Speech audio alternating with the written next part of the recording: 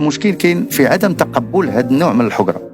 واش بصح كاينه الحجرة داخل جهاز الدرك الملكي أم أنها مجرد شائعات كيتم الترويج ديالها؟ فهاد الشيء اللي غادي نعرفوه في هذا الفيديو، تبعوا معنا. كاينه الحجرة، كاينه. كاينه الحجرة،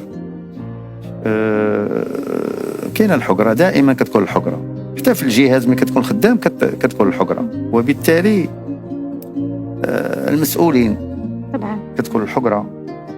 فين كيكون المشكل كاين في عدم تقبل هذا النوع من الحجرة، كتدخل معاهم شنآن. صراعات، اصطدامات. بصراحة أنا كنت أنا أنفون تيريبل، بالنسبة لي ما كيحترمنيش، خصوصا عرفت المصدر ديالو منين جا. واحد مدخلو خاله ولا مدخلو عمو يجي يدير عليا سارق، بعدا هو الخدمة ديال خيرة الشباب المغربي اللي قاريين بحالنا حنا وقراو شوية، ويسرق ليه البلاصة ديالو ويجي يخرج في عينيه، راه ما تقبليش. كنتي دائما في انا بعدا كنحترم اللي كيدخلوا من الباب، معروف عليك انك كنت كنحترم اللي كيدخلوا من الباب.